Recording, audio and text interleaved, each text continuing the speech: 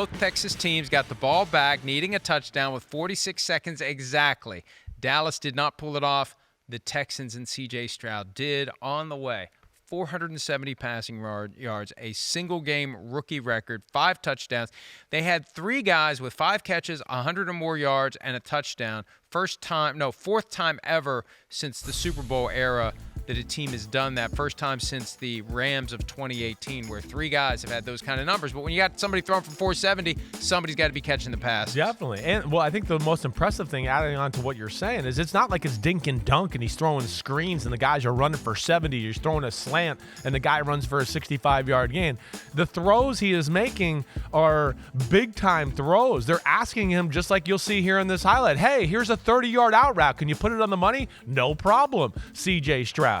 I mean, his release, his throwing, his mechanics are as good as anybody in the game. It's a perfect spiral every time. He can throw the ball as hard as he wants. I mean, it's not Josh Allen, Mahomes as hard as he wants, but it's an elite arm in the NFL. He's got great feel in the pocket. He moves around well. I said this last night because we get done with our halftime show, right? And you guys do the third quarter taping, and I go and do my podcast. And I was getting ready to dress for the podcast, and I knew C.J. Stroud was going to be a topic, and I just started thinking about it. I was like, I mean, in all seriousness, is he the best rookie quarterback we've ever seen? I don't remember a rookie quarterback doing this.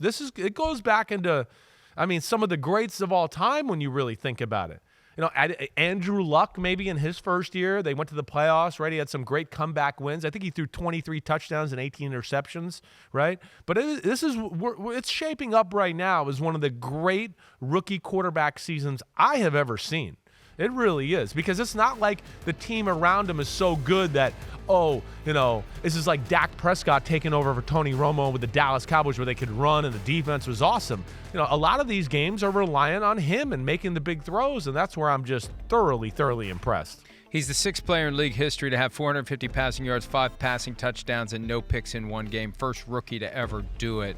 And as I mentioned, it's the single-game rookie record with 470, beating Andrew Luck's mark. Definitely not going to be like Peyton Manning, who has the single-season rookie interception record somewhere in the high 20s, and he keeps waiting for someone to beat it. I think he thought Blake Bortles might pull it off 8, 9, 10 years ago, whenever that was. May have been 10 years ago by now. My God, time flies. But C.J. Stroud, it just magnifies. And I know Bryce Young and the Panthers beat Stroud last week, but I think that yesterday's win, 46 seconds left, driving the field, this is a team that's learning how to win. Agreed. It's a bad team, traditionally, dysfunctional organization with all the Jack Easterby stuff and everything that's going on, but I give Nick Caserio a ton of credit because somebody was trying to put the Jedi mind trick on him. Somebody was trying to get Stroud to drop. Yeah. With all that crap about processing and whatever that test is, C2, CS3, SUX, whatever it is. Kiss my ass test. Yeah, and they were trying their damnedest. And it's the ultimate Machiavellian approach to the draft. We love this guy so much that we want him, and we're going to spread all this crap about him in the hopes that we can draft him. Yeah.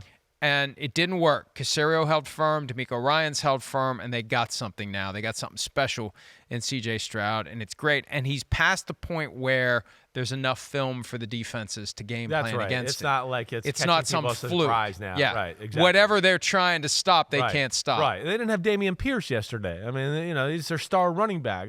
So the Buccaneers knew what they were going to get. They were going to get a heavy dose of C.J. Stroud.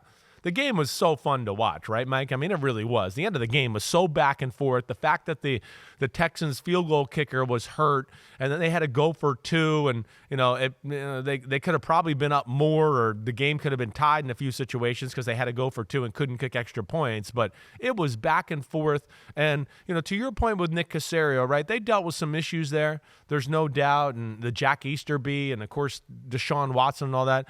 But they've hit on, you look at the team, they've hit on their draft picks, and that's where Nick Caserio has kicked butt, whether it's Tank Dell, what we saw there, Nico Collins, we talk about Dameon Pierce, C.J. Stroud, the Will Anderson, the pass rusher from Alabama is a damn good player. Greenard, the guy across from him, the other defense end, he's even better. They got the good safety in Petrie. I mean, they've done a really good job of building a young team, and to your point, I think they're starting to learn Yeah, this is how you win. This is how you got to prepare week in, week out. This is the little things you got to do, and slowly but surely it's coming along. And I mean, who the hell would have thought they'd be 4-4 with a quarterback lighting up the scoreboard like this, into week 9? They were the one team that we I said think you and I agreed, yeah, and the they won't AFC be had making no the playoffs. chance with the Raiders just behind. All right. We better hope them to lose, or we're going to be freezing cold takes. Yes. Hi, it's Mike Florio. Thanks for watching PFT on YouTube. Hit subscribe for the latest news and analysis from Pro Football Talk.